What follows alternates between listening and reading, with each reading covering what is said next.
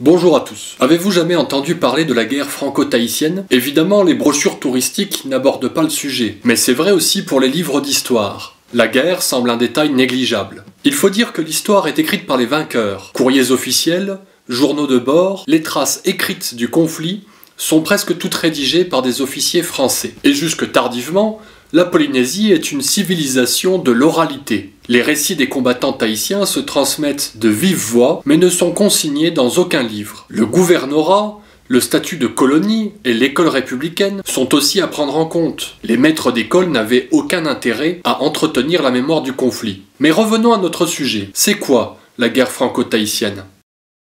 Jusqu'au milieu du 19e siècle, Tahiti est un royaume indépendant. Il est dirigé par la reine Pomaré et les chefs de district. Ces lois sont inspirées de la religion protestante. Mais à la même époque, la France cherche à s'installer dans l'océan Pacifique. Par l'intermédiaire de sa marine, elle va multiplier les pressions et chercher des prétextes pour envahir Tahiti. En 1838, le capitaine de vaisseau du Petit Thouars menace de ravager le littoral. Il réclame 2000 $ et qu'hommage soit rendu au drapeau français. Pourquoi tout cela? Parce que la reine Pomaré a expulsé 2 missionnaires français. 4 ans plus tard, il revient à la charge. Les Tahitiens doivent accepter le protectorat ou payer 10 000 $. S'ils ne font ni l'un ni l'autre, c'est la guerre. Ces menaces ont l'effet escompté. La reine Pomaré et 4 chefs de Tahiti signent une pseudo-demande de protectorat. À peine un an plus tard, il est à court d'idées. Il découvre que la reine arbore le drapeau tahitien et pas le drapeau du protectorat. Cette fois, il déclare l'annexion, c'est-à-dire le rattachement de Tahiti à la France. Son successeur est considéré comme le premier gouverneur de Tahiti. En réalité,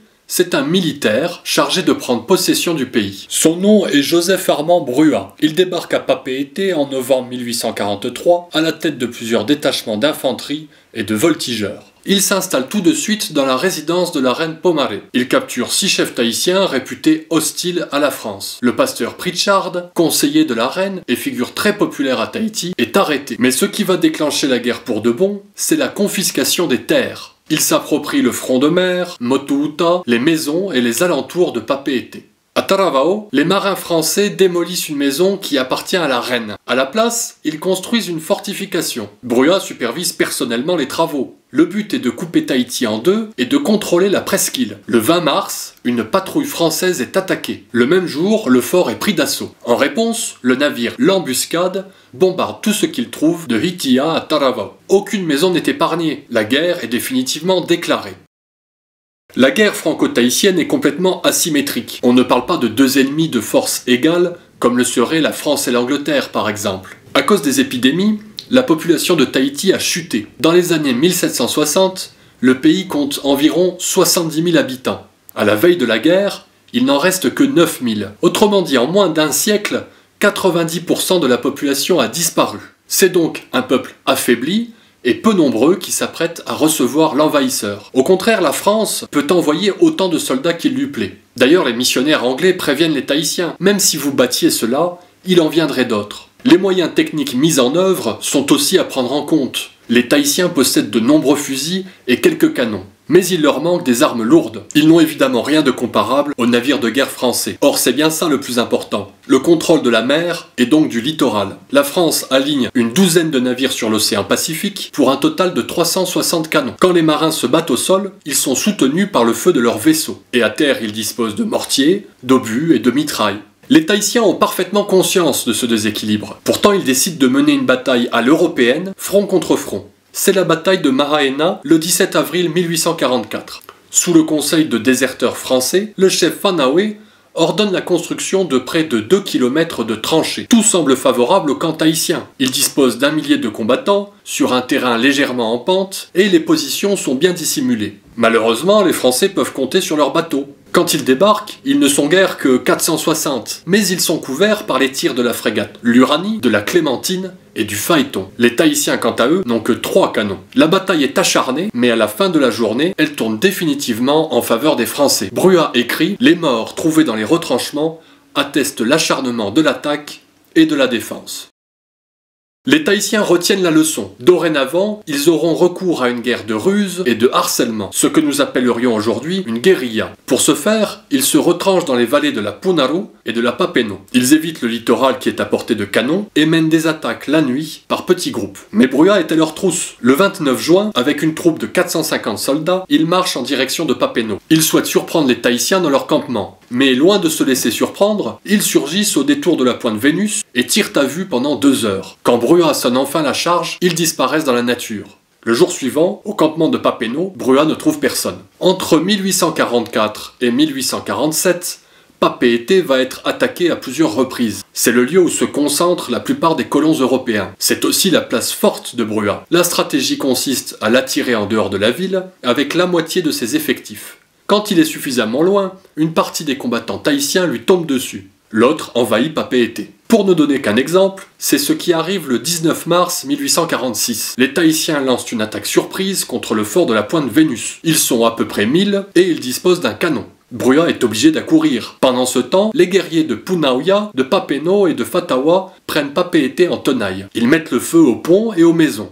Mulot, un soldat d'infanterie de marine, écrit « Les Kanaks étaient tellement enragés qu'ils essayaient de grimper dans le camp. » L'attaque est certes repoussée, mais la situation des Français est précaire. Ils ne contrôlent guère que Papeete et un espace congru à Taravao, régulièrement attaqué. La résistance ne faiblit pas. À son apogée, elle compte jusqu'à 4000 personnes. Sur une population de 9000 personnes, ou même 12 000 en ajoutant Moorea, c'est simplement énorme. À ce stade, les Tahitiens ont encore un mince espoir de l'emporter. Il ne durera pas longtemps. Le capitaine Bonnard interrompt la guerre contre Wainé et arrive en urgence avec ses troupes. Fin avril, l'amiral Hamelin aborde Tahiti avec 4 navires de guerre. Il offre 2000 hommes supplémentaires à Brua. Désormais, tous les renforts disponibles sont concentrés sur Tahiti.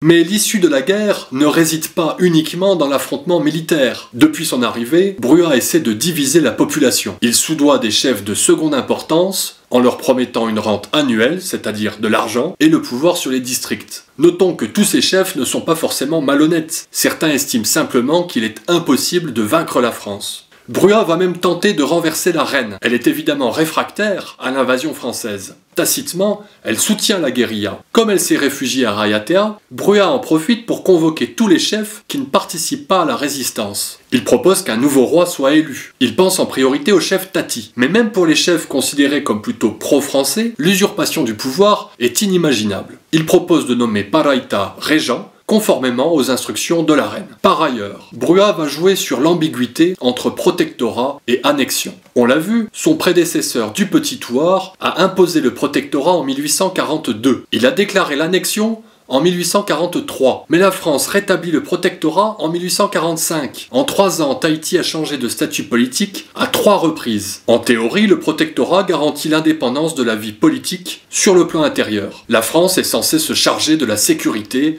et des relations extérieures. En réalité, le gouverneur conserve un droit de veto sur toutes les décisions politiques du royaume. Cette ambiguïté va permettre à Brua de convaincre une partie des chefs de revenir à Papeete. Pendant ce temps, les Français continuent leur campagne. Le succès n'est pas au rendez-vous. Comme les Tahitiens occupent les points stratégiques, ils sont contraints d'évacuer la vallée de la Papeno. Brûlant et détruisant tout sur notre passage, précise le lieutenant Boyer. Même scénario à proximité de Papeete. Les Tahitiens occupent des positions imprenables. Brua ordonne le repli. À Punauia, le commandant de Bréa est tué. Les Tahitiens tuent 6 soldats, ils en blessent 15. Les Français attendent sans obtenir de meilleurs résultats. Mais le temps joue en leur faveur. Plusieurs forts verrouillent le territoire. Ils empêchent l'arrivée des vivres et des munitions nécessaires aux Tahitiens. Soulignons que les combattants sont réfugiés avec leurs familles. La guerre s'enlise et les chances de gagner diminuent. On l'a déjà dit, Brua a l'art de diviser pour mieux régner. En décembre 1846, il utilise les services de Mairoto, un homme de Rapa, grand connaisseur des montagnes. Il guide les soldats jusqu'au fort de la Fatawa. Situé sur un pâté de montagnes à pic de tous côtés, il n'y a d'autre moyen d'y parvenir que par des trous pratiqués dans le roc vif, dans lesquels on peut à peine poser le pied, au-dessous un précipice de plus de 200 mètres, au-dessus une muraille droite, élevée aussi de 2 ou 300 mètres. En clair, la Fatawa est présumée inatteignable, surtout pour des marins qui connaissent mal le pays. Alors quand ils parviennent au sommet, les combattants tahitiens sont surpris. Ils se rendent aussitôt. Le choc psychologique est tel que ceux de Papeno et Punaru se rendent à leur tour. C'est la fin de la guerre franco-tahitienne.